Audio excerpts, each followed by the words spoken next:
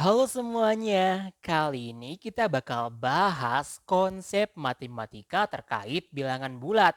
Atau lebih tepatnya adalah operasi penjumlahan dan juga pengurangan nih. Tapi sebelum jauh ngebahas terkait itu semua, kalian tahu lah ya yang namanya batagor? Kalian pernah nggak sih disuruh beli batagor? Iya, semisal tuh kayak gini. Tolong belikan batagor, 5 bungkus batagor pedas dan 3 bungkus batagor tidak pedas. Nah, kira-kira nih, berapa nih total batagor yang harus dibeli? Buat tahu jawabannya, berarti kita harus paham dulu konsep yang namanya bilangan bulat dan operasi penjumlahan serta pengurangan nih. Untuk lebih jelasnya, yuk langsung aja kita bahas. Yang namanya bilangan bulat itu merupakan kelompok bilangan yang terdiri dari bilangan cacah dan bilangan negatif. Mungkin buat sebagian orang masih bingung nih yang namanya bilangan cacah. Bilangan cacah merupakan bilangan yang terdiri dari bilangan nol dan juga bilangan positif. Untuk lebih jelasnya, kita bisa menggunakan yang namanya garis bilangan. Di sini ada skala dari -5 sampai dengan 5. Nah, area di sebelah kiri angka 0 ini itu merupakan bilangan negatif ya, yang tandanya itu minus kayak gini nih. Sedangkan dari angka 0 sampai dengan 5 dan seterusnya, itu merupakan kelompok yang namanya bilangan cacah. Nah, dari satu sampai dengan seterusnya ke arah kanan, itu merupakan kelompok yang namanya bilangan positif. Informasi ini tuh penting banget buat paham gimana sih cara mengoperasikan angka yang akan kita bahas di bagian berikutnya nih. Tapi sebelum itu semua, kalian ada yang masih kebingungan gak sih cara ngebaca kelompok angka kayak gini nih? Iya, semisal tuh kayak gini. Di sini ada angka 1 dan 5. Kira-kira dibacanya apa nih? 15 ya, karena masih gampang nih. Tapi kalau kelompok angkanya itu kayak gini, 1, 2, 9, 5, 7, 5. Kira-kira cara ngebacanya tuh kayak gimana? Buat tahu cara ngebacanya, kalian bisa lihat nih tabel yang ada di sebelah kanan ini. Ini merupakan tabel terkait nilai angka dan cara bacanya.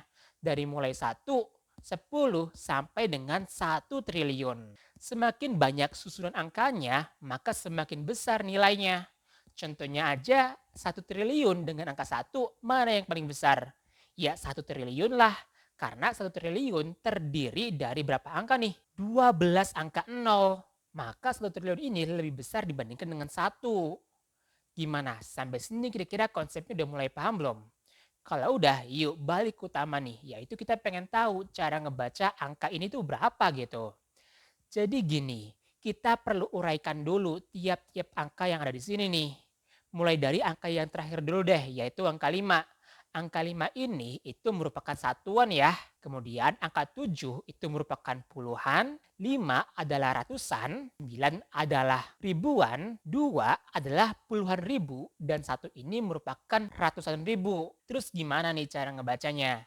Jadi gini, yang pertama tuh dibaca dari angka yang paling besar, yaitu berapa nih? Ratusan ribu ya, karena ratusan ribu ini merupakan angka yang paling besar dibandingkan dengan angka lainnya di sini nih. Kemudian yang kedua, akhiran yang sama itu tuh digabung menjadi satu.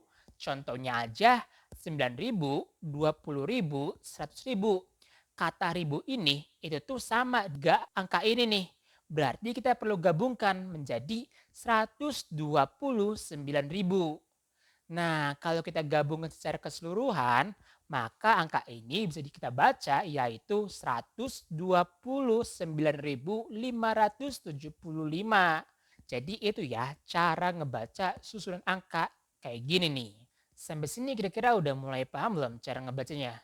Kalau udah, yuk kita bahas ke topik utamanya yang namanya operasi penjumlahan dan juga pengurangan.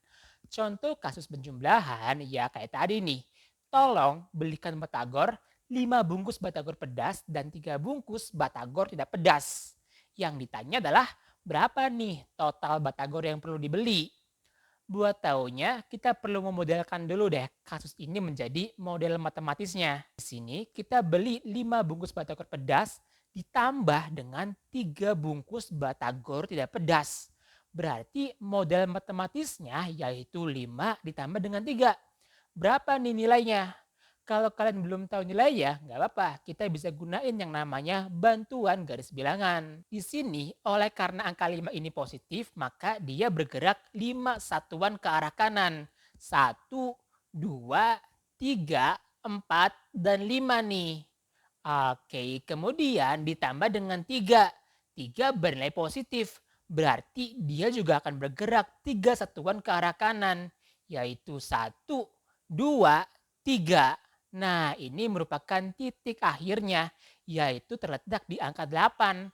Berarti 5 ditambah 3 nilainya adalah 8. Oke, jadi kurang lebih itu ya cara menyelesaikan kasus penjumlahan dengan garis bilangan. Kemudian terkait contoh kasus pengurangan kayak gini nih. Andi membawa uang Rp12.000 untuk membeli batagor seharga Rp10.000. Maka kembalian yang diterima oleh Andi itu berapa nih? Jadi gini ceritanya. Sama nih, kita perlu modelkan secara matematis. Pertama, Andi kan membawa uang 12.000 ya. Kemudian dibelikan batagor seharga 10.000. Berarti kan uang Andi bakal berkurang ya. Nah, karena dia berkurang, maka operasi penjumlahannya adalah 12.000 atau uang yang kita punya dikurangi dengan harga batagornya, yaitu 10.000. Berapa nilainya? Kalau belum tahu, nggak apa-apa. Kita juga bisa gunain yang namanya bantuan garis bilangan. Di sini kita akan buat yang namanya skala ribuan. Artinya angka 12.000 kita bisa sederhanakan menjadi angka 12 kayak gini. Dan angka 10.000 kita bisa sederhanakan menjadi angka 10. Dan seterusnya. Oleh karena angka 12 ini positif, berarti dia akan bergerak 12 satuan ke arah kanan. Yaitu 1, 2, 3 sampai dengan ke angka 12 di sini nih. Kemudian oleh karena di sini angka 10-nya itu negatif, maka dia akan bergerak ke arah kiri sejauh 10 satuan. Di sini kita tahu nih bahwa posisi akhirnya itu tuh terletak di angka 2. Nah, oleh karena ini merupakan skala ribuan, berarti 12.000 dikurangi dengan 10.000 adalah Rp2.000 ya.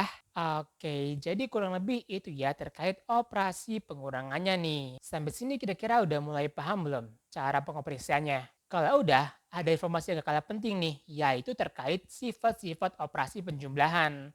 Yang pertama tuh ada yang namanya komutatif. Apa tuh komutatif? Komutatif merupakan pertukaran letak posisi angka saat operasi angka itu bekerja. Contohnya aja kayak gini nih. Jika A ditambah dengan B, maka nilainya sama dengan B ditambah dengan A. Contohnya tuh kayak gini. Misalkan ya, ada 5 ditambah 6. Berapa nih nilainya? Yaitu 11.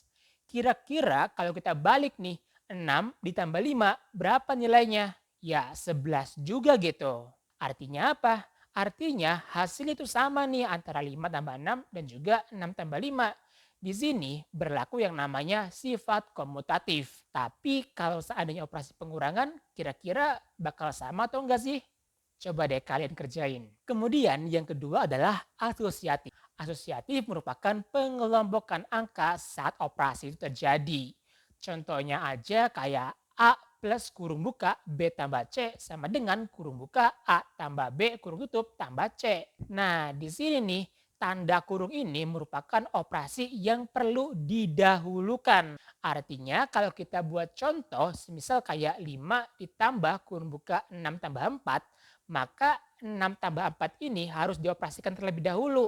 Berapa? Yaitu 10. 5 ditambah dengan 10, berapa nilainya? Yaitu 15 ya.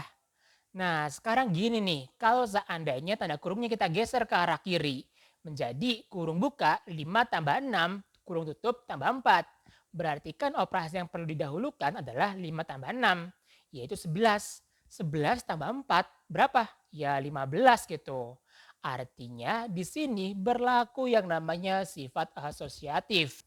Terus gimana nih kalau seandainya yang dikerjakan adalah operasi pengurangan? Apakah akan berlaku sifat asosiatif? Coba deh kalian buktikan. Gimana? Sampai sini kira-kira udah mulai paham belum terkait yang namanya operasi penjumlahan dan juga operasi pengurangan? Oke, jadi kurang lebih itu ya pembahasannya. Mungkin cukup sekian dulu pembahasan kali ini. Sampai jumpa di pembahasan selanjutnya. Dadah!